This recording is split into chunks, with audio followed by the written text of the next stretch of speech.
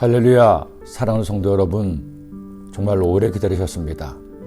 코로나19 바이러스로 인해서 우리의 일상이 무너지고 예배에 큰 어려움을 겪게 된 지난 1년 9개월여, 이제 전 국민 대상으로 했던 접종이 70% 이상이 완료되고 이제 우리는 새로운 변화의 시대에 접어들게 되었습니다. 내일 11월 1일부터는 우리가 마음껏 하나님을 예배할 수 있도록 좌석수의 50% 이상을 예배할 수 있도록 하나님께서 은혜를 더하시고 거리두기 지침이 변화가 되었습니다. 이제 우리의 예배가 회복될 시기가 다가왔습니다. 바라기는 하나님께 나와서 우리 모든 성도님들 하나님을 예배함으로 주님의 은혜와 주님의 사랑을 넘치게 얻는 귀한 성도님들 되시고 예배를 통해 하나님을 만나고 응답받고 승리하게 되시기를 예수님의 이름으로 축원합니다. 저는 지난 1980년 4월에 군에 입대를 했습니다. 논사훈련소에서 훈련을 받고 부대 배치를 받은 곳은 서울의 육군본부였죠. 당시 군인들의 선망의 대상이기도 했던 육군본부, 어떻게 그곳에 제가 배치되었는지는 다 말씀드릴 수 없지만 하나님 은혜인 것만은 분명합니다. 여하튼 육군본부에서 제가 받은 병과는 900으로 아신 분은 아시겠지만 서무 행정병이었습니다. 그래서 부대 내 각종 사무를 관장했는데 한 번은 부대 안에 쓰레기를 버리기 위해서 트럭 한 대 쓰레기를 가득 채워서 쓰레기 하치장을 가게 되었습니다. 당시 서울에서 나오는 생활 쓰레기를 버리는 곳은 저 유명한 난지도였습니다. 지금은 월드컵 경기장이 있고 디지털 미디어 단지가 있어 대한민국의 유명 방송국들이 밀집해 있지만 40년 전 난지도일 때는 서울 끝에 가장 비참한 지역 중에 한 곳이었습니다. 서울에서 버림받고 아무 일도 할 수 없는 이들이 마지막으로 가는 곳이기도 했습니다. 그런데 양아적인 인근을 지나면서부터 이상한 냄새가 나기 시작했습니다. 운전병에게 무슨 냄새냐고 물어보니 난지도 쓰레기장에서 나오는 냄새라는 겁니다. 나중에는 코를 찌르는 악취에 처음 간 저로서는 코를 쥐고 있어야만 했습니다. 마침내 난지도 쓰레기장으로 들어섰는데 이상하게도 땅이 온통 까맣습니다. 왜 이곳은 땅이 새까맣냐고 물어보니 하는 말이 김상병님 잘 보세요. 땅이 아닙니다. 쓰레기 더미에 붙어있는 파리떼입니다. 운전병의 말을 듣고 자세히 보니 정말 까만 땅이 움직입니다. 수천만 수억 마리의 파리떼들이었습니다. 오랜 세월이 지났는데도 지금도 그때의 냄새와 그때의 파리떼의 충격이 제 기억 속에 강렬하게 새겨져 있습니다. 그런데 더 놀라운 사실은 그런 파리떼들 속에서 사람들이 살고 있었다는 겁니다.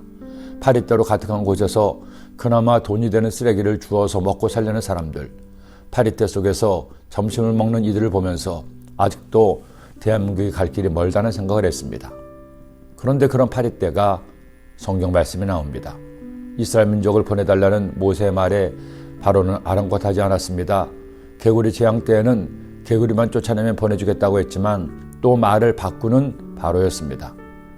그러자 하나님께서는 세 번째 재앙으로 애굽에 이가 들끓게 하셨고 그래도 말을 듣지 않자 이번에는 파리떼로 애굽을 뒤덮어 버렸습니다.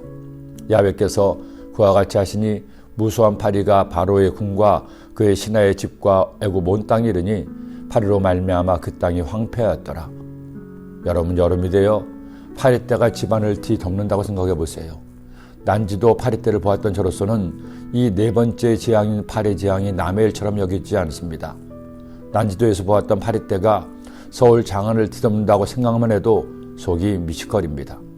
결국 이와 파리로 인해서 놀란 바로는 이것들을 쫓아만 내주면 이스라엘 백성들을 보내주겠다고 약속합니다. 그런데 그것들을 쫓아내자 바로의 마음은 또 달라지죠. 그러나 바로가 이때에도 그의 마음을 완강하게 하여 그 백성을 보내지 아니하였더라. 저는 애굽에 내린 10가지 재앙의 말씀을 묵상할 때마다 항상 드는 생각이 있습니다. 사람의 마음이 참 완강하다는 겁니다. 어쩌면 이처럼 화장실 갈 때와 나올 때가 다른지요.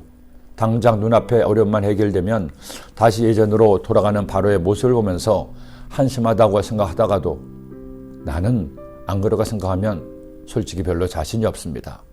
저 역시 하나님과 했던 약속을 얼마나 많이 어기는지를 알기 때문입니다. 너무나 감사한 것은 바로는 그의 변신과 악함의 형벌을 고스란히 받았지만 우리는 그렇지 않다는 겁니다. 너무나 감사하게도 나의 죄로 받을 저주와 형벌을 주님이 대신 받으셨기 때문입니다. 그러니 우리 나를 위해 죽으시고 부활하신 예수님께 딴소리하지 말고 무조건 감사하며 삽시다. 주님을 사랑합시다. 그리고 이제는 용서받은 의인답게 착하게 진실되게 의롭게 사시기를 기도합니다. 아멘. 기도드립니다. 사랑의 주님, 오늘도 주의 말씀을 주셨으니 우리도 이 말씀을 꼭 마음에 새겨서 바로와 애굽 백성들처럼 강팍한 마음으로 하나님을 대적하는 자가 아니라 하나님 말씀에 겸손하게 무릎 꿇고 말씀에 순종하는 주님의 사람들 되게 하여 주옵소서. 이제 우리의 일상이 회복되고 예배가 회복됩니다. 모든 성도님들 주님의 전화와 하나님을 예배함으로 주님을 새롭게 만나게 하시고 하나님 은혜를 넘치게 얻게 하여 주옵소서. 오늘 복된 주일날 그렇게 주님을 예배하는 모든 성도님이 되게 하여 주옵소서. 예수님의 이름으로 기도드립니다. 아멘.